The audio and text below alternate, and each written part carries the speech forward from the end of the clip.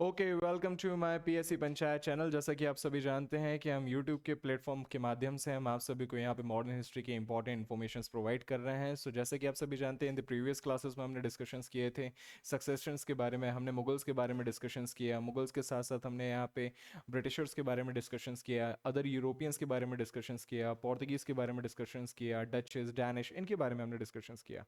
After that सबसे important यहाँ पे जो eight the end of the European powers है, जो हम सबसे ज़्यादा कंसिडर करते हैं इस जर्नी पे, दैट इज़ द फ्रेंच। तो आज के इस चैप्टर पे हम फ्रेंच और जो ब्रिटिश की लड़ाइयाँ हैं, जर्नी है, उन लड़ाइयाँ और जर्नी को हम कंसिडर करेंगे, अच्छे से समझेंगे। And after that we are going to switch over the Bengal forces. Okay, तो हम बंगाल की स्टोरीज के बारे में फिर यहाँ पे डिस्कशंस करेंगे। ओके, सो कंटिन्यू करते हैं हम अपना chapter, that is the modern history.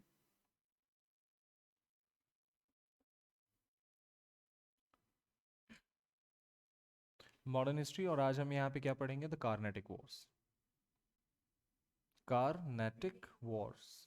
And the first thing is that why we are considered that is the Carnatic War. Please बताइए, सबसे पहले तो ये बताइए कि हम Carnatic War क्यों बोलते हैं? Yes exactly, why because the जो भी वॉर हमारे यहाँ पे होती हैं, इस कार्नेटिक वॉर पे हमारे लिए दो कंपोनेंट सबसे ज़्यादा इंपॉर्टेंट होते हैं। एक पार्टी होती है ब्रिटिशर्स और एक पार्टी होती है हमारी फ्रेंच। इन दोनों की लड़ाइयाँ एक पर्टिकुलर लोकेशंस पे होती है, स्ट्रेटेजिकली इंपॉर्टेंट लोकेशंस पे होती है, जो कि पुदुचेरी के जो अपना कोरोमंडल कोस्ट है, उस कोरोमंडल कोस्ट के पास पे होती है, and that is the Carnatic region. And Carnatic region के पास पे वॉर होती है, उसको इसलिए हम उसको कंसिडर करते हैं that is the Carnatic war. Okay, यहाँ तक चीज़ें क्लियर है। अगर रियलिटी में कहा जाए तो इसको हम और किस नेम से भी जान सकते हैं, that is the Anglo French war. Anglo French war. Okay, Anglo French war. And as we all know that Anglo means English. Okay, the Britishers and French from France. Okay, so जैसा कि आप सभी जानते हैं, अब in war के बारे में हम डिस्कशंस करेंगे। बिफोर दैट एक्चुअली क्या था कि इनकी जो जर्नी स्टार्ट होती है, जैसा कि हम आप सभी जानते हैं कि इस यूरोपियन की हिस्ट्री पे यूरोपियन जितने भी लीडर्स आए थे, जो हमारे इंडिया पे आके लीड कर रहे थे अपने यहाँ की आर्मी को हमारे इंडिया पे, कंपैरेटिवली हमने देखा कि सबसे फर्स्ट हमारे यहाँ पे पोर्तुगीज आए, फिर डचेज आए, फिर ब्रिटिशर्स आए, तीनों की आपस में लड़ाइयाँ हुई। एंड लड़ाइयाँ होने के बाद eight the end of the day Britishers यहाँ पे सक्सीड होते हैं। एंड आफ्टर दैट हमने यहाँ पे ये भी कंसिडर किया था कि ब्रिटिशर्स के बाद अगर उनको चैलेंज करने की दम किसी में थी, क्या वो डैनिश में थी? नहीं, सिर्फ फ्रेंच में थी। फ्रेंच यहाँ पे आएंगे 60 टू 64 का इनका जो टाइम पीरियड है, इस पर्टिकुलर टाइम पीरियड में इनका आगमन हमारे यहाँ पे होता है। And after that the arrival of the French, after the arrival of the French specifically the British authority challenged by the French forces. Okay, specially under the leadership of the Lord duplex. ठीक है, duplex कहाँ के थे? French के थे। जैसा कि आप सभी जानते हैं, हर एक टीम में एक ना एक स्पेशल प्लेयर्स होते हैं। जैसे ब्रिटिशर्स की जब हम बात करेंगे, तो ब्रिटिशर्स की जो फुट है, स्ट्रॉन्ग फुट, हमारे इंडिया पे स्टैब्लिश करने का काम रॉबर्ट क्लाइव ने किया। ठीक है, बट कंपैरेटिवली फ्रेंच का स्ट्रॉन्ग फोल्ड हमारे इंडिया में एस्टैब्लिश करने का मेन काम किसका था? डुप्लेक्स का था। ठीक है, किसका था? डुप्लेक्स का था। ओके, तो हम एक छोटा सा क्विक मैप बनाते हैं कि फर्स्ट हमारे यहाँ पे जो फाइट हो रही थी, उसका जो रीजन है वो क्या रीजन है। ठीक है, तो सबसे इंपॉर्टेंट, जैसे कि आप ये सभी जानते हैं,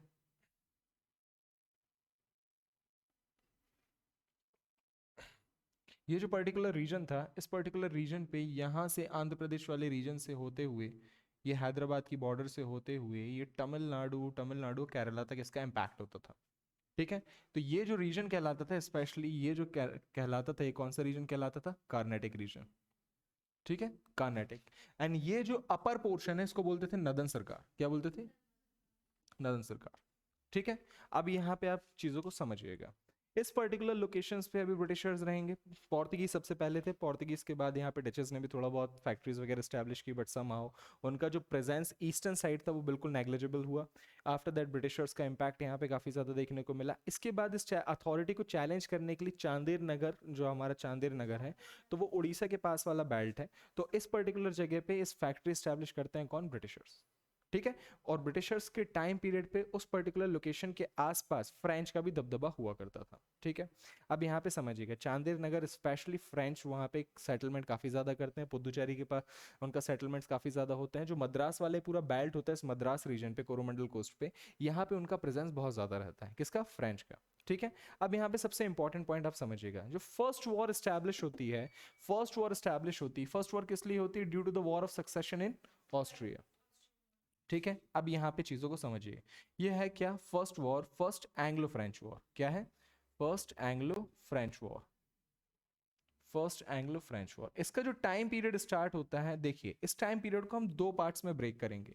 द फर्स्ट पार्ट स्टार्ट होगा 1740 से लेके 48 तक। हमारे इंडिया में इसका जो इम्पैक्ट होता है वो 1746 से लेके 48 तक रहता है। ठीक है। तो ये था होल टाइम पीरियड। ठीक है। एंड हमारे इंडिया में इसका इम्पैक्ट जो देखने को मिला वो कब से कब तक था? 46 से लेके 48 तक इम्पैक्ट ओवर इंडिया। ठीक है। कोई डाउट यहाँ पे? अब यहाँ पे एक सबसे इंपॉर्टेंट पॉइंट समझिएगा, what are the reason behind the war? What are the main reason behind the first Anglo-French war, that is the war of succession in Austria? ठीक है। war of succession in Austria, succession in Austria. Okay.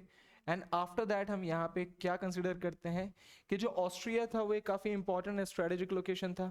इसके साथ साथ हमारे लिए यहाँ पे एक जो वॉर कंटिन्यू होगी, that is the reason is the next जो रीजन रहेगा वो क्या रहेगा? Hyderabad and Carnatic region, due to the war of succession in Hyderabad and Carnatic region. अभी हम ऑस्ट्रिया को क्या बोलते हैं, ऑस्ट्रिया को सेंटर पॉइंट पे रख के ऑस्ट्रिया की स्टोरी को समझते हैं। एक्चुअली ये जो ऑस्ट्रिया की हम जब बात करते हैं, Austria was a very strategic की लोकेशन। हमारा जो यूरोप की अगर हम बात करते हैं तो यूरोप में ऑस्ट्रिया हंगरी एम्पायर बहुत फेमस एम्पायर था। ठीक है। तो अगर आप यूरोप का अगर आप मैप बनाते हो तो यहाँ पे स्पेन थे। ठीक है। यहाँ पे इटली और फ्रांस वाले फ्रेंच लोग हुआ करते थे। एंड ये जो पर्टिकुलर लोकेशन हुआ करती थी, यहाँ पे कौन सा एम्पायर हुआ करता था? Austria Hungary empire. ठीक है। फिर बाद में ये ब्रेक डाउन होंगे, ऑस्ट्रिया अलग होगा, हंगरी अलग होगा। एंड ये जो पर्टिकुलर इंपॉर्टेंट लोकेशन है Austria Hungary empire, Austria Hungary empire एक बिग एम्पायर था यूरोप में on that is. And somehow यहाँ पे ऑस्ट्रिया हंगरी एम्पायर का दबदबा यूरोप में काफ़ी ज़्यादा हुआ करता था। यहाँ पे ऑस्ट्रिया हंगरी एम्पायर को सपोर्ट करने के लिए स्पेन था, स्पेन के साथ साथ यहाँ पे पोर्तुगीज़ भी थे। बट हमने यहाँ पे फाइंड आउट किया कि ब्रिटिशर्स के कंपैरिजन में उनका जो इन्फ्लुएंस था ऑस्ट्रिया हंगरी एम्पायर में वो कम हुआ। अब यहाँ पे जब राजा की डेथ होती है उस पर्टिकुलर टाइम पीरियड में ऑस्ट्रिया हंगरी एम्पायर में, तो एक पॉलिटिकल वैक्यूम क्रिएट होता है। उस पॉलिटिकल वैक्यूम को फुलफिल करने के लिए यहाँ पे दो पार्टीज इमर्ज होती है। There is a one party A and the another party is B. ठीक है। तो यहाँ पे दो आपको पीपल्स दिखेंगे, एक होंगी पॉलिटिकल पार्टीज ए, एक होंगे बी। इस war of succession in Austria में यहाँ पे जो पार्टी ए रहेगी, जो चाहती है कि ऑस्ट्रिया हंगरी एम्पायर हमारा हो जाए या हमारा कोई particular candidate will be headed the coronation over that particular place. ठीक है। So there is a two kind of peoples, the one peoples who supported the division of the Anglo Hungary empire and somehow they just need कि हमारा कोई particular candidate will be seated over here. ठीक है। And somehow the another political party is also wanted the same thing, that the my candidate will be coronated over that particular place. ठीक है। So both parties are focused on the division and the segregation or the succession war in the Austria. So first party में कौन हुआ करते थे? first party में हमारे यहाँ पे कौन होंगे? फ्रांस। ठीक है। अब फ्रांस को सपोर्ट करने के लिए कौन आते हैं? प्रूशिया। कौन आते हैं? प्रूशिया। प्रूशिया का जो एम्पायर था वो यहां से ऊपर लगा हुआ था। ठीक है। ऊपर, इसके ऊपर प्रूशिया एम्पायर हुआ करता था। एंड ये जो पर्टिकुलर जगह है यहाँ पे फ्रांस हुआ करते थे। ठीक है। अब फ्रांस के सपोर्ट में कौन आया? प्रूशिया। प्रूशिया के बाद कौन था? हमने आपको बताया स्पेन। यहाँ पे एक पर्टिकुलर पर्सन और यहाँ पे सपोर्ट करते थे, वो क्या थे? बवेरिया। ठीक है। इसके साथ साथ यहाँ पे एक और पर्सन हुआ करते थे, ठीक है, सजोनी। ठीक है। ये पर्टिकुलर टीम्स एक टीम में थी। और ऑस्ट्रिया हंगरी एम्पायर में यहां पे नेक्स्ट टीम थी ब्रिटिश। कौन थी? ब्रिटिश। सो एक तरफ ब्रिटिश और एक तरफ ये सारे लोग, all that peoples are start fighting over the head of the Austria. ठीक है। अब यहाँ पे क्या था कि जैसे ही वॉर ऑफ सक्सेशन स्टार्ट होती है तो यहाँ पे दो पॉलिटिकल कैंडिडेट्स खड़े होते हैं जो उनके सक्सेसर्स कहलाते थे, राजा के सक्सेसर थे। तो वो कहते थे कि अगर एक पर्टिकुलर कैंडिडेट बना हमारा सक्सेसर, एक को सपोर्ट इन्होंने किया, एक को सपोर्ट इन्होंने किया, तो दो टीम हुई, दोनों के बीच में फाइट हुई। Due to the war of succession in Austria, world में जहां जहां भी ब्रिटिशर्स और फ्रांस आमने सामने थे, क्योंकि ब्रिटिशर्स के सामने मेनली फ्रांस हुआ करते थे, ब्रिटिशर्स के सामने प्रूशिया, स्पेन, बावेरिया, जर्जोनी सिर्फ यूरोप में हुआ करते थे कंपैरेटिवली, और अफ्रीका की कुछ पर्टिकुलर लोकेशंस में पाए गए। अदरवाइज मोर और लेस हमारे इंडिया में जो इम्पैक्ट हुआ यहाँ पे सिर्फ दो थे, फ्रांस और ब्रिटिश। तो हमारे इंडिया पे इसका जो इम्पैक्ट हुआ वो इंडिया पे इम्पैक्ट इन दोनों टीम की फाइट से हुआ। तो वॉर स्टार्ट होती है 46 से 48 के बीच में हमारे कार्नेटिक वाले रीजन पे, जिसे हम कहते हैं द फर्स्ट कार्नेटिक वॉर। ठीक है, यहां तक स्टोरी क्लियर है? कोई डाउट? ठीक है। अब यहाँ पे हम पर्टिकुलर चीजों को हम कंसिडर करते हैं कि after the first Anglo French war, यहाँ पे जो पर्टिकुलर सोवरेनिटी, मतलब कहना चाहिए कि जो सोवरेनिटी अपनी प्रोवाइड करते हैं, तो हम यहाँ पे बताएंगे कि डुप्लेक्स यहाँ पे क्या रहते हैं, हमारे यहाँ पे गवर्नर रहते हैं। At that moment duplex was the governor. And जैसा हमने आपको अभी फर्स्ट स्टार्टिंग में कहा कि हर एक टीम के पास या हर एक कैंडिडेट या कंट्री के पास एक ऐसा 30 मार खान होता है जो जिसके सामने आप कोई भी प्लेयर खड़ा कर लो ऑन दैट डेज, वो उससे जीत जाता है, इजीली डिफीट कर देता है। And that was the candidate, that is the duplex under the team of France. France के अंडर पे वो था। ठीक है। एंड डुप्लेक्स ने कहा कि पूरे जो हमारा ये जो एरिया है, इस रीजन की कोरोमंडल कोस्ट की, और जो कार्नेटिक रीजन थी, कार्नेटिक रीजन में जो कमांड थी वो किसके हाथ पे थी? डुप्लेक्स की थी। ठीक है। तो यहाँ पे फाइट होती है, and as we all know that कि यहाँ पे ब्रिटिशर्स के पास उतने ज्यादा एफिशिएंट कमांडर नहीं होते हैं। ठीक है, क्योंकि अभी उनका जो मेन इंटेंशन है, वो मेन इंटेंशन किस चीज पे है कि बस हमें यहाँ पे ट्रेडिंग को लेके अपना दबदबा बनाना है, अभी यहाँ पे रीजन को कैप्चर करने का दबदबा नहीं बनाना है। As you all know that हमारे इंडिया में जो किंग मेकिंग पॉलिसी थी कि राजा हम खड़ा करेंगे, जो यूरोपियंस पावर आती, यूरोपियन पावर्स आके हमारे इंडिया पे राजा को सपोर्ट करते हैं, ये डुप्लेक्स ने स्टार्ट किया। Duplex started that thing, and Britishers was the like okay, ऐसा भी हम कर सकते हैं। ब्रिटिशर्स सीखते हैं डुप्लेक्स से। डुप्लेक्स ने सिखाया है ब्रिटिशर्स को कि किंग मेकिंग पॉलिसीज करो। इसके बाद उन्होंने subsidiary alliance, doctrine of lapse और ये सब चीजें की है, बट इसका जो ओरिजिन था, जो स्टार्टिंग पॉइंट थी, ओरिजिन कहां से स्टार्ट होता है? डुप्लेक्स से। डुप्लेक्स ने सपोर्ट किया क्या? कर्नाटक वाले राजा को और हमारे हैदराबाद वाले राजा को। एंड यहाँ पे क्या होता है? वॉर ऑफ सक्सेशन यहाँ पे भी स्टार्ट होती है। अब यहाँ पे समझिएगा, बिफोर दैट, उसके थोड़ा सा पहले, अभी वॉर ऑफ सक्सेशन के थोड़ा सा पहले आप आइए। यहाँ पे अभी वॉर इन दोनों लड़ेंगे 46 से 48 के बीच में, due to the succession in Austria. ठीक है, दोनों के बीच में यहाँ पे फाइट होती है। एट द रिजल्ट हमें यहाँ पे कौन जीतता है? फ्रेंच। फ्रेंच प्रूफ करते हैं अपनी क्या? सुप्रीमेसी। ठीक है, क्योंकि यहाँ पे कौन रहता है? डुप्लेक्स। ठीक है, बट यहां पे फ्रेंच अपनी सुप्रीमेसी एक्सेप्ट करते हैं, और यहां पे होती है ट्रीटी। कौन सी होगी ट्रीटी? अब ट्रीटी कौन सी होती है? Treaty of Aix-la-Chapelle. ठीक है, तो कौन सी ट्रीटी होती है? Treaty of एक्सला चैपले।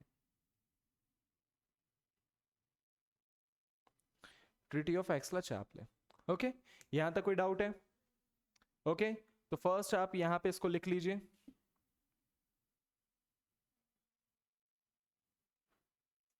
प्लीज। ठीक है, यहां तक ट्रीटी होती है, treaty of Aix-la-Chapelle. And treaty of Aix-la-Chapelle पे हम यहाँ पे कंसिडर करते हैं कि यहाँ पे जो फ्रेंच थे, फ्रेंच ने ट्रीटी को डिक्टेट किया, एंड यहाँ पे फ्रेंच सुपीरियर होते हैं। फ्रेंच प्रूफ करते हैं supremacy under the leadership of whom? Under the leadership of Dupleix.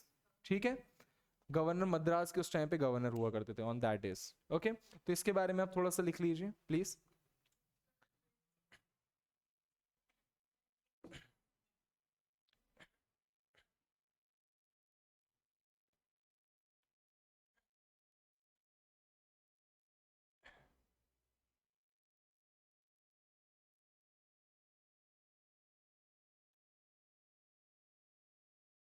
ठीक है, ये मद्रास के पास वॉर लड़ी जाती है, मद्रास के पास। ठीक है, तो इसे बोलते हैं द बैटल ऑफ, यहाँ पे जो बैटल होती है, उस बैटल का जो रीजन रहता है उसे क्या बोलते हैं? सैंड थॉमे। ठीक है, सैंड थॉम एक पर्टिकुलर जगह थी। तो यहाँ पे है द बैटल ऑफ सैंड थॉम। ये भी अगर आपसे एग्जाम में अगर पूछा जाता है what is the battle of San Thome and fought between whom, so आपको यहाँ पे पता होना चाहिए fought between the Anglo and French. ठीक है, अब यहाँ पे पढ़ेंगे अपन। ठीक है, इसके बाद अपन चीज़ों को कंटिन्यू करेंगे। चलिए थोड़ा सा लिख लीजिए। The first Carnatic war, please dictate कीजिए। The first Carnatic war, the first Carnatic War was happen due to the war of succession in Austria, due to the war of succession in Austria. And from here onwards there is a one king, matlab one candidate, and the another candidate, the one was supported by the British and the another one is supported by the French and ally. ठीक है, okay, please लिखिए। During the war, during the war, during the war, the French governor Dupleix, the French governor Dupleix, quote and quote में लिखिएगा Dupleix, Dupleix, Dupleix, Dupleix, who controlled the Madras region as a governor on that days, who controlled the Madras region as a governor on that days, play important role, played important role, played important role in his diplomacy, in his diplomacy.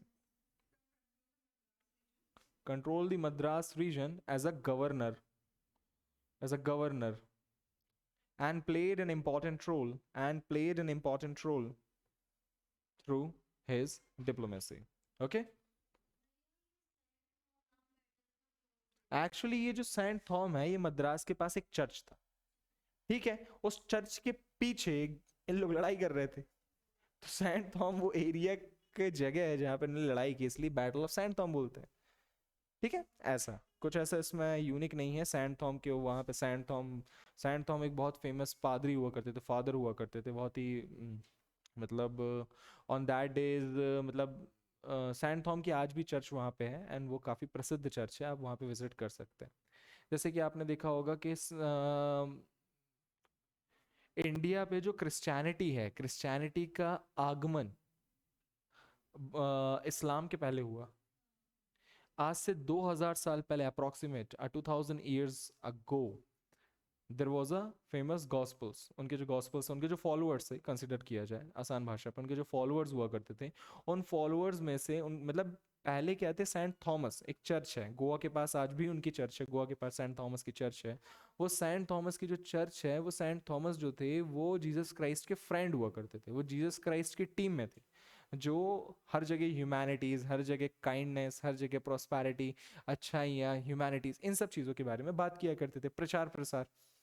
After the death of Jesus Christ, sorry after the crucifixion of the Jesus Christ, और जब उनका स्वर्ग में आगमन हुआ, on after that जब यहाँ पे क्रिश्चियनिटी को स्प्रेड करने की बात आई, तो उनके जो फॉलोअर्स हुआ करते थे, जो उनकी टीम में थे, वो अलग अलग डायरेक्शंस में मूव करते हैं।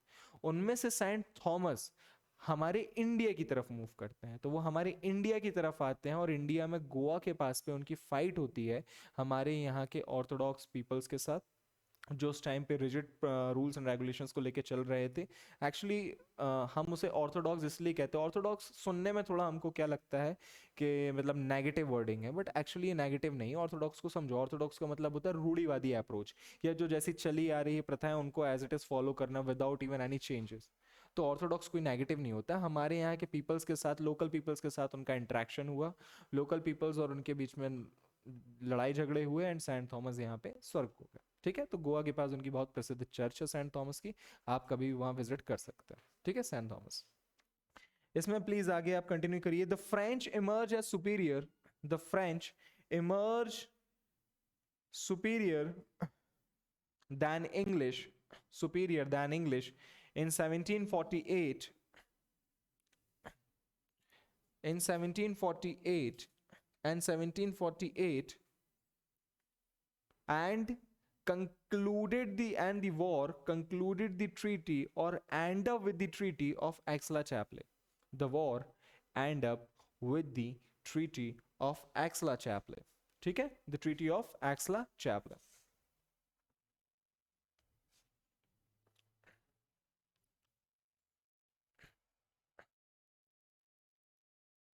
एक्चुअली क्या होता था, ब्रिटिशर और फ्रेंच फ्रेंच ना आपस में लड़ा रहे होते हैं, and there was a movement के यहाँ पे जो कर्नाटक के जो राजा रहते हैं, कर्नाटक राजा को यहाँ पे बहुत प्रॉब्लम्स होती है, एंड नवाब साहब इन दोनों को रोकने के लिए जाते हैं, एंड जब बिफोर स्टॉपिंग द फाइट वो आपस में लड़ने के पहले वो डिसाइड करते हैं कि पहले राजा से लड़ा जाए, एंड राजा उनके साथ फाइट किया करते थे, एंड अनफॉर्चुनेटली राजा भी यहाँ पे डिफीट होते हैं। फिर राजा ने उस दिन से उनको टोकना बंद कर दिया कि मेरे राज्य के किनारे पे लड़ाई मत करना।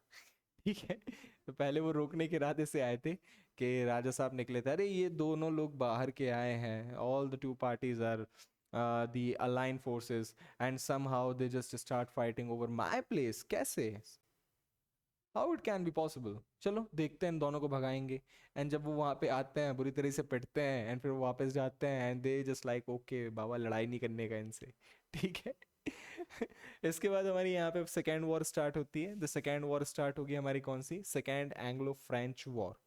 ओके, अब इसका जो टाइम पीरियड रहेगा, टाइम पीरियड 49 से रहेगा 54 तक। कब से कब तक रहेगा, 49 से लेके 54 तक।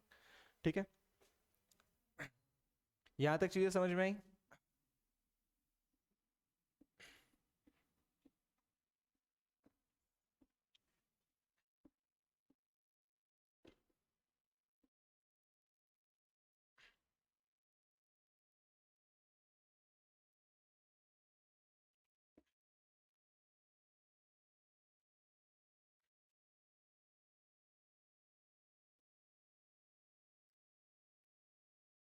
अब सेकेंड एंग्लो फ्रेंच वॉर का जो टाइम पीरियड है वो कब से कब तक स्टार्ट होता है, 1749 से लेके 1754 तक। ठीक है, अब इस पर्टिकुलर टाइम को समझिएगा।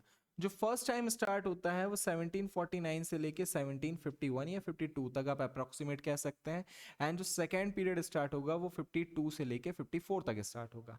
ये जो पर्टिकुलर टाइम पीरियड रहेगा, इस पर्टिकुलर टाइम पीरियड में वॉर ऑफ सक्सेशन चलेगा हैदराबाद पे। कहाँ पे, हैदराबाद पे। एंड हैदराबाद के साथ साथ कहाँ पे चलेगा, कर्नाटक पे। कहाँ पे चलेगा, कर्नाटक रीजन पे। तो दो जगह पे हमारे यहाँ पे वॉर ऑफ सक्सेशन रहता है, दो जगह पे वॉर ऑफ सक्सेशन रहता है, एंड ये the war of succession in the Hyderabad and the war of succession in the Karnataka. ठीक है, अब यहाँ पे क्या होगा आप उस चीज को समझिएगा। यहाँ पे अगेन दो पॉलिटिकल पार्टीज इमर्ज होंगी इन दोनों ही कैटेगरी में। फर्स्ट हैदराबाद की कैटेगरी जो रहती है, इस हैदराबाद की कैटेगरी में क्या होता है, French already king maker decide हो जाते हैं, किंग मेकर डिसाइड हो जाते हैं। वाई, बिकॉज इन्होंने ऑलरेडी यहाँ पे स्टैब्लिश कर लिए थे किंग। बट कर्नाटक वाले रीजन में यहाँ पे फ्रेंच सुपीरियर होते हैं, बट आफ्टर दैट जो डिफीटेड राजा होते हैं हैदराबाद के, कर्नाटक के, वो ज्वाइन अप करते हैं और रिक्वेस्ट के लिए जाते हैं ब्रिटिशर्स के पास। ठीक है, एंड ब्रिटिशर्स उनको सपोर्ट करते हैं। ठीक है, अब यहां पे आप स्टोरीज को समझिएगा। वॉर स्टार्ट होती है हैदराबाद एंड कर्नाटक के सक्सेशन रीजन से। हैदराबाद वाला जो रीजन रहता है 1748, यहाँ पे निजाम की डेथ हो जाती है। किसकी डेथ हो जाती है, निजाम की। निजाम उल मुल्क उसकी डेथ हो जाती है। निजाम उल मुल्क को डेथ होने के बाद हमने यहाँ पे फाइंड आउट किया है कि यहाँ पे दो कैंडिडेट खड़े होते हैं, एक होते हैं नासिर जंग, ठीक है, और एक यहाँ पे स्टैब्लिश होंगे चंदा साहिब। कौन स्टैब्लिश होंगे, चंदा साहिब। अगेन यहाँ पे नासिर जंग को किसने सपोर्ट किया, very good very good very good, Nasir Jung was supported by French, and यहाँ पे चंदा साहिब को सपोर्ट किसने किया, ब्रिटिशर्स को। अब यहाँ पे आप समझिएगा, फर्स्ट यहाँ पे क्या होती है, वॉर स्टार्ट होती है हैदराबाद पे, हैदराबाद में वॉर स्टार्ट होती है। हैदराबाद पे यहाँ पे अभी ब्रिटिशर्स का सपोर्ट इनको नहीं मिलता है, तो क्या होता है कि नासिर जंग प्लस फ्रेंच फोर्सेस मिल के चंदा साहिब को हराती हैं। ठीक है, तो क्या होता है, the French were considered as a king maker because on that days French supported the Nasir Jung, and somehow Nasir Jung defeated the Chanda Sahib. Chanda Sahib was flew away on that particular point, and after that Chanda Sahib went to the Britishers and just request for the help कि please sir help us. And Britishers ने यहाँ पे इनकी help की, चंदा साहिब की, and फिर बाद में ब्रिटिशर्स यहाँ पे लड़ने के लिए आएंगे। फर्स्ट क्या हुआ, यहाँ पे हैदराबाद 49 से 52 का जो टाइम पीरियड था, इस पर्टिकुलर टाइम पीरियड में फ्रेंच जीत जाते हैं, चंदा साहिब भाग जाता है, ठीक है। एंड आफ्टर दैट यहाँ पे क्या होगा, कार्नाटिक का स्टार्ट होगा। कार्नाटिक में भी अब ब्रिटिशर्स देखते हैं, जब चंदा साहिब यहाँ पे लड़ाई में हार गए, फ्रेंच वाज लाइक अच्छा एक काम करो, नासिर जंग का सपोर्ट करते हैं। नासिर जंग का सपोर्ट करने के बाद चंदा साहब को अपन ने भगा दिया, ठीक है, चंदा साहब यहाँ से भागा। अब नासिर जंग यहाँ पे क्या है, किंग बना है, क्योंकि फ्रेंच को क्या लगता था, what the French was decided and thought on that day particular time period, okay, if we created a particular king which is just a puppet, act like a puppet, then definitely the whole region, the whole Hyderabad is under control of whom, under control of the French, ठीक है। So the French supported the Nasir Jang and became the ally, ठीक है। And after that they both come forward and start fighting with the Chanda Sahib, and Chanda Sahib was defeated, and Chanda Sahib यहाँ पे defeat होते हैं, चंदा साहिब यहाँ पे चले जाते हैं, भागते हैं, and भागने के बाद चंदा साहिब सक्सेसर के तौर पे खड़े हुए थे वहां पे, ठीक है। एंड यहाँ पे फिर रिलेशंस आते हैं, दोस्त अली के रिलेशंस आते हैं, और यहाँ पे द समहाउ मतलब उनके जो भतीजे रहते हैं, सॉरी मतलब उनके जो ग्रैंड सन रहते हैं, उनके जो रिलेशंस रहते हैं, यहाँ पे वो चीज़ें हैं, बट हमारे लिए वो इंपॉर्टेंट नहीं है। The two candidate, the Nasir Jung and the Chanda Sahib start fighting over that particular place, and somehow the Nasir Jung win the war, ठीक है। And after that Chanda Sahib left out, come to the Carnatic region. The Carnatic region में भी यहाँ पे क्या स्टार्ट होती है, वॉर स्टार्ट होती है। Again the two candidate, the one candidate whom, one candidate, hmm? one candidate in the Carnatic region is supported by the French, and the another one is supported by the British, okay, again supported by the Britishers, ठीक है। Carnatic region में भी जब French लड़ाई करने के लिए आते हैं और जब वहां राजा को हराते हैं, तो यहाँ पे चंदा साहिब और कार्नाटिक के डिफीटेड किंग, ये दोनों मिलके जाते हैं ब्रिटिशर्स के पास कि सर प्लीज आप हमारी हेल्प कर दीजिए। ये दोनों दोनों हेल्प लेते हैं, तो कंबाइंड फोर्सेस इनकी रहेगी और ब्रिटिशर्स रहेंगे यहाँ पे इंक्लूडेड, इसके साथ साथ फ्रेंच और यहाँ पे इनकी फोर्सेस रहेगी, और ये आमने सामने लड़ेंगे। फ्रेंच को एक पर्टिकुलर राजा, वहाँ के लोकल पीपल सपोर्ट करेंगे, यहाँ का एक पर्टिकुलर पर्सन और कार्नाटिक का पर्टिकुलर पर्सन, और ब्रिटिशर्स को सपोर्ट करेंगे कार्नाटिक का डिफीटेड किंग और यहाँ का डिफीटेड किंग, ठीक है, सपोर्ट करेंगे। एट द एंड वॉर किसके बीच में होगी, French versus British, French versus British, and the French versus British, यहाँ पे फाइट होती है, फाइट होती है, इसलिए तो वॉर इतनी लंबी चली। आपने ये चीज नोटिस करो ना कि 5 साल तक लड़ाइयाँ चल रही हैं, 5 साल है ना अप्रोक्सीमेट, 49 से 54 काउंट करो तो यहाँ पे समझ में आता है 5 साल तक लड़ाई चली। एंड यहाँ पे ट्रीटी ऑफ पौंडीचेरी होती है, क्या होती है, the treaty of Pondicherry. Definitely यहाँ पे ट्रीटी ऑफ पौंडीचेरी पे फ्रेंच और ब्रिटिश, फ्रेंच को रियलाइज हो गया कि ब्रिटिशर्स डेफिनेटली उनके लिए बहुत ही ज्यादा स्ट्रॉन्ग कंपेनियन है, और उनके अगेंस्ट पे ये बहुत ज्यादा स्ट्रॉन्ग फुट होल्ड रखते हैं। अगर ब्रिटिशर्स को यहाँ पे हम सपोर्ट, मतलब ब्रिटिशर्स को अगर हमने यहाँ पे एलिमिनेट नहीं किया and that particular time period, ये तो हम पे डेफिनेटली हरा देंगे, ठीक है। अब यहाँ पे समझना, जब ये लड़ाइयाँ चल रही थी तो ब्रिटिशर्स यहाँ पे क्या थे, थोड़ा वीक थे, ठीक है। यहाँ पे होगी treaty of Pondicherry, treaty of Pondicherry यहाँ तक पे आप थोड़ा सा पॉइंट आप लिख लीजिए, ठीक है।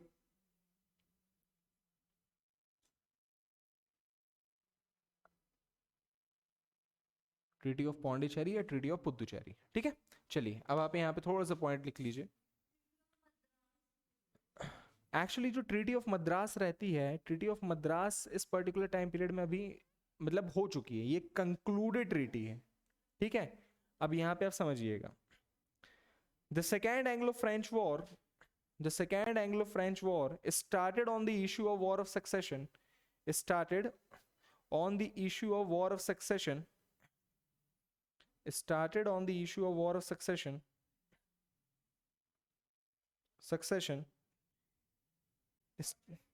started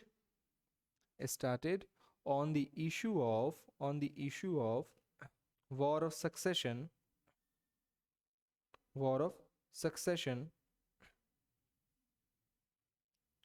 in Carnatic region and Hyderabad region, या फिर Hyderabad region in Carnatic and Carnatic region, okay।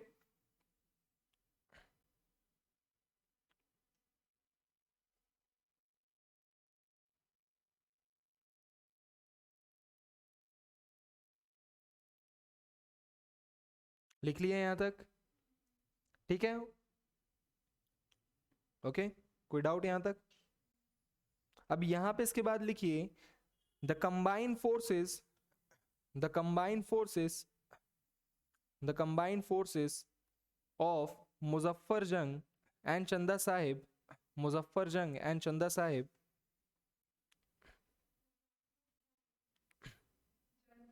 And चंदा Sahib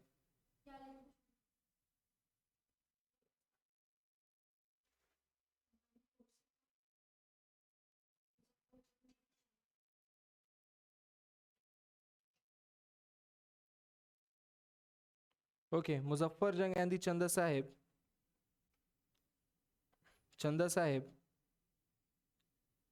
and the French start struggling against the Britishers.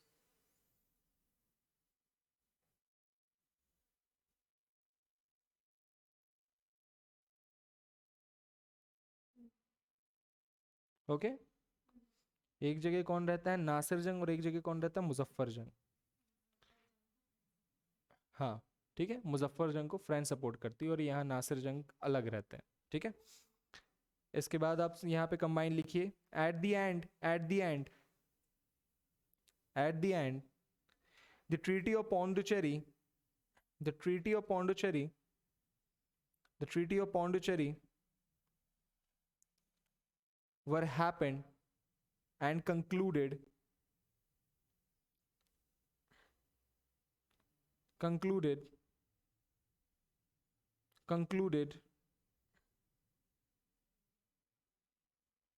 under which both the parties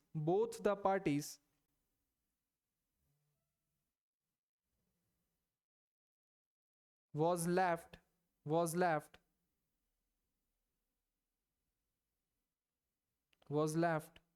in possession of the territory, in possessions of the territory. आप अपने अपने area पे वापस जाइए।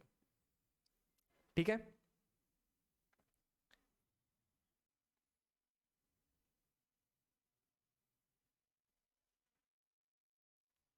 Okay अब यहां पे क्या होता है, आप इस चीज को समझिएगा। इसको मुजफ्फर जंग कर लीजिएगा। ठीक है, क्या कर लीजिएगा? मुजफ्फर जंग। ठीक है, अब यहां पे एक चीज आप समझिएगा, ये जो पर्टिकुलर टाइम पीरियड है, इस पर्टिकुलर टाइम पीरियड पे क्या हो रहा था? जो ब्रिटिशर्स थे, ब्रिटिशर्स ने फ्रेंच की बहुत सारी जो टेरिटरीज थी नदर्न अमेरिका में, उनको कॉन्कर कर लिया था। ठीक है, क्योंकि क्या होता है कि जब आपके पास एक पर्टिकुलर टेरिटरी रहती है, आपने सामने वाले की पर्टिकुलर टेरिटरी को कैप्चर कर लिया है, तो उस पर्टिकुलर टेरिटरी को छुड़ाने के लिए आपके पास भी तो कुछ चीज़ होनी चाहिए। तो ब्रिटिशर्स ने एक्चुअली में क्या किया, जब फ्रेंच के साथ वो लड़ाई चल रही थी, तो उन्होंने नदर्न अमेरिका के बहुत सारे पोर्शन को नदर्न अमेरिका के बहुत सारे पोर्शन को कैप्चर कर लिया था। अब फ्रेंच के लिए नदर्न अमेरिका भी इंपॉर्टेंट था और ब्रिटिशर्स के लिए भी इंपॉर्टेंट था। अब इसके बाद कार्नेटिक वाला जो रीजन था, ये कार्नेटिक वाला रीजन भी ब्रिटिशर्स के लिए इंपॉर्टेंट था और ये कार्नेटिक वाला रीजन हमारे लिए फ्रेंच के लिए भी इंपॉर्टेंट था। अब एक हो गया हमारी तरफ इंडिया का कार्नेटिक वाला रीजन, एक हो गया हमारा नदर्न अमेरिका वाला रीजन। तो ब्रिटिशर्स वाज लाइक कि ब्रिटिशर्स ने नदर्न अमेरिका मतलब फ्रेंच की जो टेरिटरीज नदर्न अमेरिका की थी, वो टेरिटरीज में बहुत ज्यादा कैप्चर कर लिया था। मतलब कंपैरेटिवली कार्नेटिक रीजन से ज्यादा टेरिटरीज कैप्चर कर ली थी उन्होंने, कहाँ पे? नदर्न अमेरिका की। एंड समहाउ उनका स्ट्रॉन्ग फोल्ड कहाँ पे था? नदर्न अमेरिका पे। तो उन्होंने यहाँ पे उनसे कहा कि सर, अगर आपको कार्नेटिक वाला रीजन चाहिए है, ठीक है, कार्नेटिक वाला रीजन चाहिए है, तो फिर नदर्न अमेरिका के टेरिटरी पे अपन को थोड़ा समझौता कर लेना चाहिए। And Britishers and French both were concluded the treaty and that कि भैया आप हमारा नदर्न अमेरिका का हिस्सा वापस कर दीजिए, हम आपको आपके कार्नेटिक का हिस्सा वापस कर देंगे। ठीक है, इस पर्टिकुलर पोजीशन के कारण क्या हुआ, दोनों की ट्रीटी कंक्लूडेड होती है। ट्रीटी ऑफ पुंडुचेरी में यहाँ पे दोनों अपने अपने पोजीशंस को स्ट्रॉन्ग करते हैं। ठीक है, यहाँ पे कोई डाउट? ठीक है, इसके बाद आएगी the third Anglo French war. अब थर्ड एंग्लो फ्रेंच वॉर और भी ज्यादा इजी है, क्योंकि इस ट्रीटी ऑफ पुदुचेरी पे ये डिसाइड कर दिया गया था कि डुप्लेक्स को यहां पे नहीं रहने देंगे। किसको यहां पे नहीं रहने देंगे? डुप्लेक्स को यहां पे नहीं रहने देंगे। तो यहां पे क्या होगा कि डुप्लेक्स कहां चला जाएगा? वापस अपने घर, बैक टू पवेलियन। इनको दूसरी जगह पे डिप्लॉय कर दिया गया था, इनको अमेरिका की कुछ टेरिटरी पे डिप्लॉय कर दिया गया था, ऐसा कई हिस्ट्रीज में कई जगह पे मेंशन है। एंड डुप्लेक्स यहाँ से वापस जाते हैं। अब ट्रीटी में क्या कहा गया कि हम आपको आपकी टेरिटरी वापस कर देंगे, आप हमको हमारा पर्टिकुलर एरिया वापस कर दीजिए, एंड डुप्लेक्स को आप अपने घर भेज दीजिए। अब डुप्लेक्स को यहाँ पे जब घर जाते हैं तो फिर यहाँ पे उनके बिहाफ पे कार्नेटिक वाले रीजन पे एक नए कैंडिडेट्स आते हैं, कूंट आर्थर दी लैली। कौन आते हैं? कूंट आर्थर दी लैली। ठीक है, अब यहाँ पे हम उसके बारे में भी समझेंगे।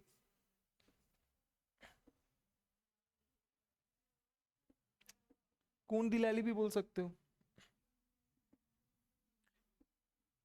गर्लिश नेम है थोड़ा, है ना, ऐसा कुछ।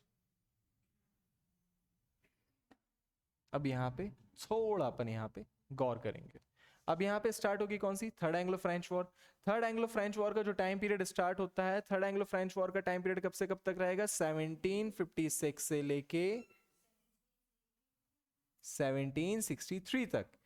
ये जो टाइम पीरियड है ये है 7 ईयर्स का। कब है? 7 ईयर्स का, इसलिए इसको बोलते हैं 7 ईयर वॉर। ठीक है, 7 ईयर वॉर। अब यहाँ पे समझिएगा, इंडिया पे इसके जो इम्पैक्ट होते हैं, इंडिया के इसके जो इम्पैक्ट होते हैं, इंडिया के इम्पैक्ट स्टार्ट होते हैं 1758 से लेके 60 तक। 60 पे ट्रीटी कंप्लीट हो जाएगी। ठीक है, अब यहां पे जो particular Britishers, now the Britishers realize that the Carnatic region is so resourceful and so important that if we control the Carnatic region that we just control the whole Indian Ocean and the Arabian Sea and the way of Bengal. This is completely a big portion, and the whole India is just like a golden bite. अगर आप ले लेंगे तो भैया सोना है आपके पास। ठीक है, तो उन्होंने क्या किया? उन्होंने फोकस किया कार्नेटिक वाले रीजन पे, and now they just appointed, the Britishers appointed Robert Clive. किसको? Robert Clive as a governor of Madras. Robert Clive ये किसकी टीम में थे? ब्रिटिशर्स की टीम में थे। And on the another hand यहां पे कौन आते हैं? कूंट आर्थर दी लैली। कूंट आर्थर दी लैली। ठीक है, कूंट आर्थर दी लैली ये किसकी टीम में रहते हैं? फ्रेंच की टीम से रहते हैं। बट आप एक चीज हमेशा याद रख लीजिए, कूंट आर्थर दी लैली एक यंग प्लेयर रहते हैं, एंड समहाउ ये लैक्स एक्सपीरियंस्ड रहते हैं in comparison with the Robert Clive. And on those days पूरे ब्रिटेन में जो सबसे पावरफुल कमांडर हुआ करता था वो रॉबर्ट क्लाइव हुआ करता था, and they just deploy the Robert Clive in the India. अब ये इंडिया पे किसको अप्लाई करते हैं? Robert Clive. रॉबर्ट क्लाइव 30 साल का था जब इंडिया पे आया था, 30 ईयर्स का, just a young man. But उसका एक्सपीरियंस इतना मतलब शानदार था कि उसने बहुत जगह पे वॉर्स भी लड़ी थी। ठीक है, और ब्रिटिशर्स को जीत भी दिलाई थी। And comparatively count Arthur de लैली उतने ज्यादा एक्सपीरियंस और एफिशिएंट वॉरियर नहीं थे। ठीक है, so the war started for the reason of Austria. Austria के कारण यहाँ पे वॉर स्टार्ट होती है। अगेन वर्ल्ड में जहां जहां भी ब्रिटिशर्स और फ्रांस आमने सामने रहते हैं, they start fighting with the each other. And on the same time हमारे इंडिया में कार्नेटिक रीजन पे भी एंग्लो और फ्रेंच आमने सामने हुआ करते थे, and they just start fighting in Indian soil. ठीक है, एंड यहाँ पे क्या होता है at the end? Comparatively count Arthur de Lally यहाँ पे क्या होते हैं? हार जाते हैं। उतने ज्यादा ये इफेक्टिव लीडर नहीं रहते in comparison with the Robert Clive, and eight the and Robert Clive win the battle. कौन जीतते हैं? Robert Clive. ठीक है, Robert Clive win the battle.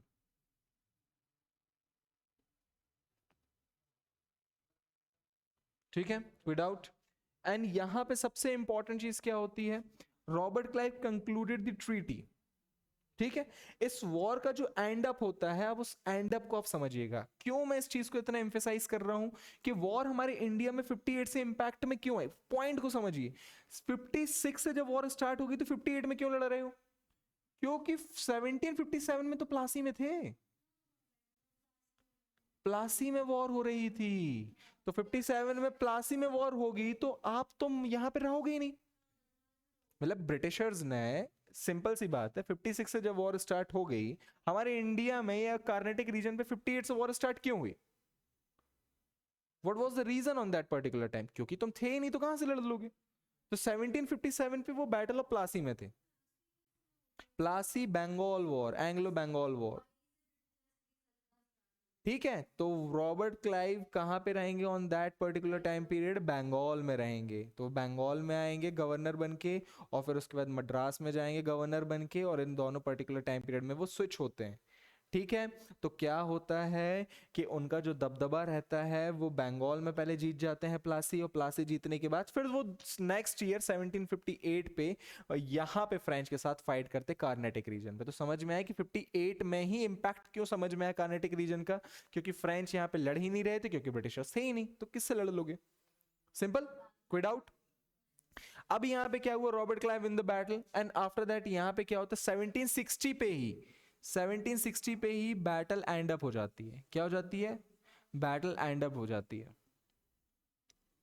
And they just waiting कब से कब तक वेट करते हैं? ये 1764 तक वेट करते हैं। इस पर्टिकुलर टाइम पीरियड पे यहाँ पर रॉबर्ट क्लाइव किस पे नजर रखता है? इस पर्टिकुलर टाइम पीरियड में Robert Clive was make an eye over the Carnatic region. किस पे? कार्नेटिक रीजन पे वो यहाँ पे क्या करते हैं, नजर बनाए रखे हैं। अब यहाँ पे आप फोकस कीजिएगा 1764 पे, फिर क्या होगा, बक्सर। अब जब रॉबर्ट क्लाइव यहां पे रहेंगे तो क्या बक्सर पे रॉबर्ट क्लाइव जा सकते हैं? नो। तो रॉबर्ट क्लाइव किसको भेजेंगे? मेजर मुनरो को भेजते हैं। समझ में आया है कि फर्स्ट बैटल पे रॉबर्ट क्लाइव थे, बट सेकेंड बैटल पे एंग्लो बंगाल वॉर पे मेजर मुनरो क्यों रहते हैं? क्योंकि रॉबर्ट क्लाइव तो यहां बिजी है 1764 पे, and just because of that Robert Clive send Major Munro कहां पे? Buxar, in the battle of Buxar.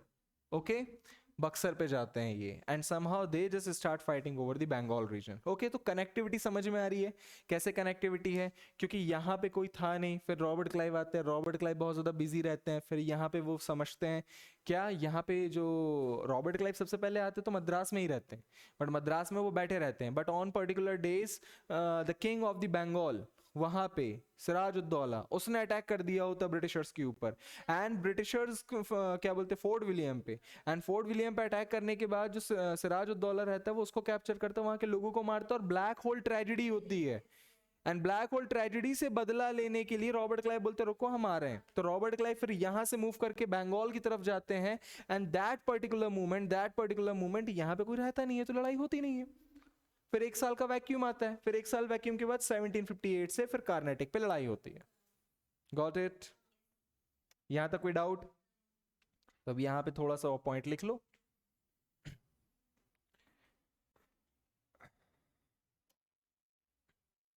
Third Anglo French war.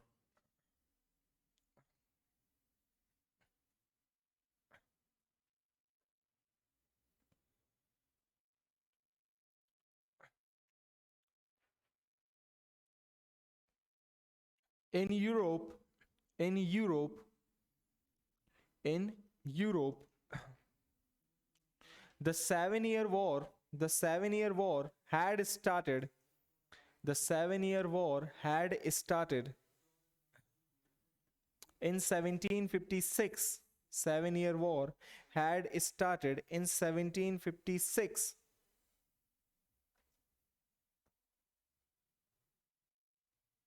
Okay, and 1756, ठीक है, till 1763.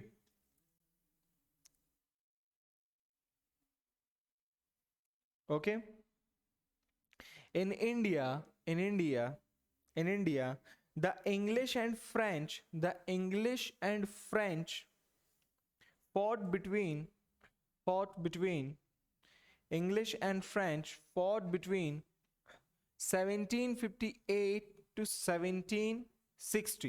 ठीक है, एक्चुअली ये 60 भी है, कुछ जगह पे आपको 1763 भी देखने को मिलेगा, बट हम इसको 60 इसलिए हमने यहाँ पे लिखा है क्योंकि 60 तक वॉर एंड अप हो जाती है, वो 3 साल तक ऑब्जर्वेशन पे उस चीज को रखते हैं। तो आप चाहो तो इसको 63 भी लिख सकते हो, 60 भी लिख सकते हो, देयर इज नो इशू, क्योंकि ट्रीटी तो होती नहीं है, तो इसलिए हम उसको वॉर का टाइम पीरियड इंक्लूड करते हैं। Okay, 1763। The most decisive, next point से लिखिए, the most decisive battle, the most decisive battle was fought in 1760.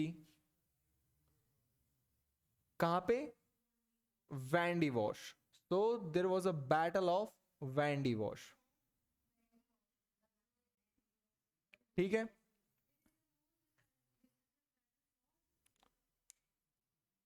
In Wandiwash, and that is the battle of Wandiwash. एक बार क्वेश्चन आ चुका था, जैसे सेकेंड वॉर थी तो सेकेंड वॉर पे क्या था, अंबोर पे लड़ाई हुई थी।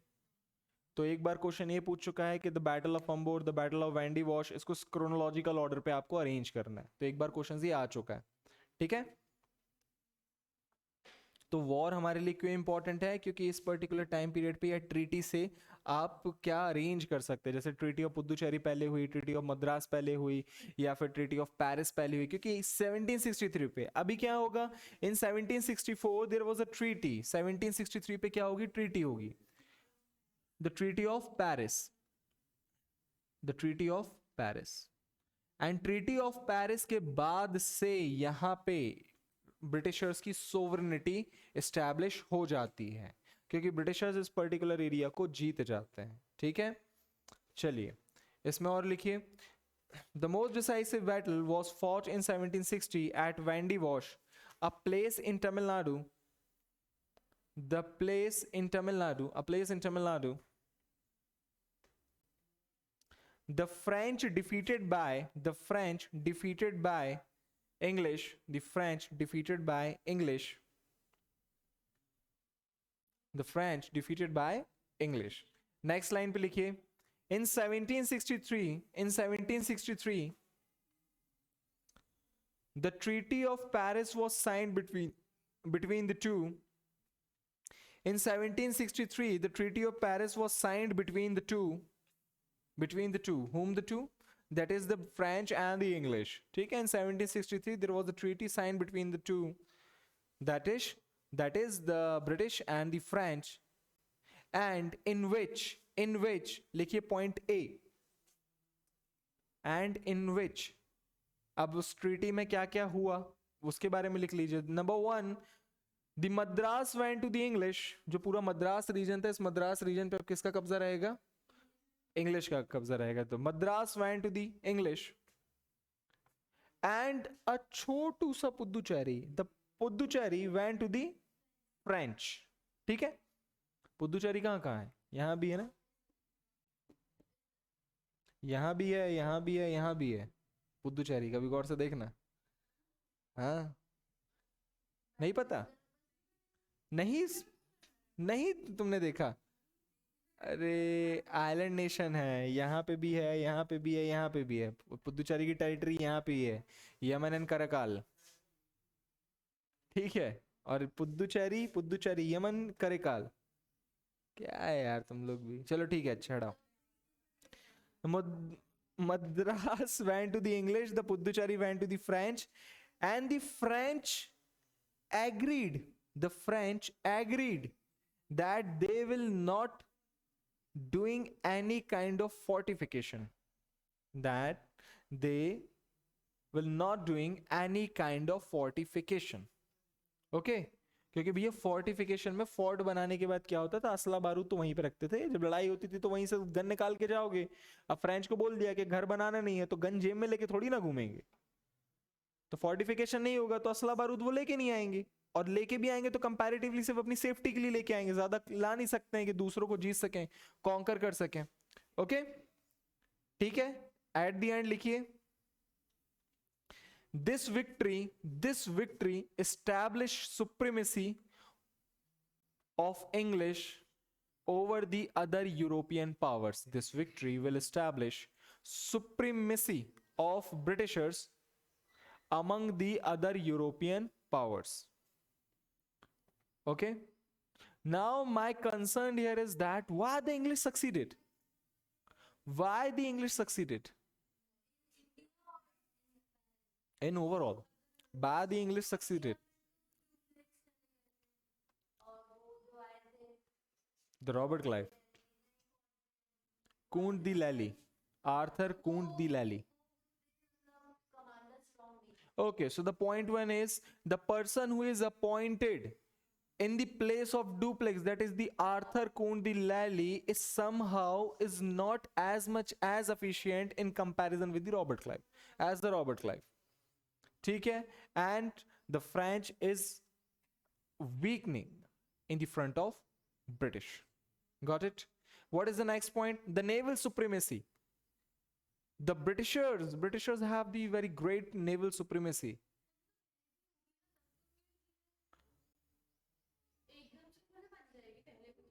यस पहले भी थी, बट बात यहाँ पे ये थी कि पहले तो डुप्लेक्स भी था। शिप तुम्हारे पास भी है, शिप हमारे पास भी है, बट तुम्हारी शिप में डुप्लेक्स था, मेरी शिप में कोई नहीं था, इसलिए तुम जीत रहे थे। अब मेरी शिप में रॉबर्ट क्लाइव है और तुम्हारी शिप में डुप्लेक्स नहीं है, हमारी शिप ज्यादा सुप्रीम हुई। हमारी शिप लाइट वेटेड थी। ब्रिटिशर्स की जो शिप्स हुआ करती थी वो लाइट वेटेड हुआ करती थी, तो वो ज्यादा आर्म्स एंड एमुनिशन कैरी कर सकती थी in comparison with the French की। ठीक है। अब पहले क्या है कि हमने जैसे आपसे बता दिया ना, जस्ट एन एग्जांपल, कि आपके हाथ में हमने बम बारूद दे भी दिया लेकिन आप चलाना नहीं जानते तो कैसे जीत जाओगे। डुप्लेक्स कंपैरेटिवली उनकी शिप्स वीक हुआ करती थी, but the leadership of Dupleix somehow is way more stronger than the naval supremacy of the Britishers. नाव पहले भी थी उनके पास, बट वो हारते इसलिए थी क्योंकि एफिशिएंट लीडर नहीं था डुप्लेक्स के कंपैरिजन में। ठीक है। तो naval supremacy of the Britishers, उसके कारण भी ये सक्सीड होते हैं। लिखिए, why English succeeded? Why English succeeded? Why English succeeded? Because English have the great naval supremacy या फिर great naval supremacy. Okay. And the next and the important point here is that the person who is appointed in the respective of the duplex or in the place of duplex somehow is weaker in comparison in the front of Robert Clive. Okay. The Kundilali proven weaken, Kundilali बोलो, Arthur Kundilali बोलो, is proven weaken in the front of English. In the front of English. Okay. The next one यहाँ पे आपके लिए सबसे important point यहाँ पे ये है, ठीक है, इसको अच्छे से आप लिखिएगा। लिखिए, the English is a private company and the French is a government company. The English is a private company and the French is a government company. So just an example, if the both were holding the gun in their hand somehow कि हाँ मैं fire कर दूंगा, ठीक है, and सामने French है, यहाँ पे ब्रिटिशर्स हैं। फ्रेंच पहले पूछते थे, पापा लड़ाई हो गई है, गोली चला दू, यहाँ पे ब्रिटिशर्स ने निकाला ढिशके, जाओ पापा से पूछ लेना। ठीक है, in that's a reality. The decision making process in the French is somehow is always dependent on the government of the France. तो तुम रह रहे हो यहाँ पे, लड़ाइयाँ यहाँ पे चल रही है, मैटर आपका यहाँ पे हुआ है, and you just calling your decision आपका वहां से आ रहा है, दैट इज द फ्रांस से आ रहा है, तो डिसीजन मेकिंग प्रोसेस लैक है। But in comparison with the Britishers को तो अलाउड है ना, चला देना गोली, जो होगा देखा जाएगा। तो ब्रिटिशर्स सोचते नहीं थे गोली चलाने के पहले, हाँ चला दो, जो होगा देखा जाएगा, पापा ने बोल के रखा, तो बस चला देते थे। उसकी मम्मी तेज थी ना, क्वीन, ब्रिटिशर्स की मम्मी तेज थी ना, द क्वीन। तो क्वीन ने क्या बोला, हाँ ठीक है, do whatever you like to do, mummy देख लेगी। जब तक वो पापा से परमिशन लेते थे नेपोलियन से, यहाँ पे क्वीन पहले उसको गोली चलाने का आदेश देते थे। Okay, and the last one, the French government headed by the Napoleon, the French government headed by the Napoleon, the French government headed by the Napoleon was in crisis on that day. वो crisis में हुआ करते थे particular, ठीक है, was in crisis on that days, financial crisis हुआ करता था वहां पे, ठीक है, on that particular time period. Okay. So there is a multiple points, हमने बताया उनकी सुप्रीमेसी के बारे में बताया, हमने यहाँ पे उनकी लीडरशिप के बारे में बताया, डिप्लोमेटिक रिलेशंस के बारे में बताया, हमने देखा कि किस तरीके से डुप्लेक्स ने स्टार्ट किया था the king making policy, but at the and somehow the Britishers succeeded and copied the king making policy, and वो इसको यहाँ पे कैरी फॉरवर्ड करेंगे सब्सिडरी अलायंस के तौर पे, ठीक है। एंड आफ्टर दैट जितने भी चीज़ें फ्रेंच ने यहाँ पे बहुत सारी चीज़ें को इंट्रोडक्शन किया था, उन बहुत सारी चीज़ों से वो सीखेंगे फ्रेंच के बाद, ठीक है। एंड जैसे दोस्ती करना किंग्स के फिर उन रिसोर्स को यूटिलाइज करना, ये सब फ्रेंच से उन्होंने सीखा था। एंड हमने यहाँ पे डिस्कशंस किया तीनों वॉर का, एंड सेकेंड वॉर पे वो मुजफ्फर जंग था, समहाउ मैंने वहाँ पे वो थोड़ा स्पेलिंग मिस्टेक हो गई, ठीक है, नासिर जंग मैंने लिख दिया, तो प्लीज़ वो नासिर जंग नहीं है, फ्लो में वो मुजफ्फर जंग है, ठीक है, तो उसको आप थोड़ा याद रख लीजिएगा, ठीक है। तो sorry for that particular point, and after that the story is finish. So यहाँ पे हमने फ्रेंच और ब्रिटिशर्स की स्टोरी के बारे में डिस्कशंस किया, and by tomorrow we are going to start the Anglo Bengal war. तो कल हम सिराज उद दौला से स्टार्ट करेंगे, the establishment of the Bengal से स्टार्ट करेंगे, बंगाल के बारे में पढ़ेंगे, फिर हम मद्रास के क्या बोलते हैं हम मैसूर के बारे में पढ़ेंगे, एंड मराठास के बारे में डिस्कशंस करेंगे। हम एक एक दिन, दो दो दिन हम एक एक किंग्स के बारे में डिस्कशंस करेंगे, एक पूरे एम्पायर के बारे में डिस्कशन करेंगे। Okay, somehow the lecture is finish, and very very very thank you so much हमारे इस प्यारे से चैनल पे बने रहने के लिए। Okay, thank you.